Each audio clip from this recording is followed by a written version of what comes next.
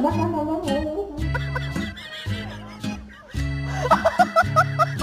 me, I had an appointment for today. Oh. Happy birthday to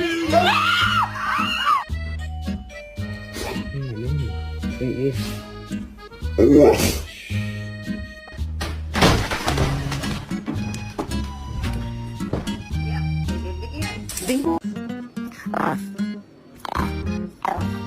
Sit.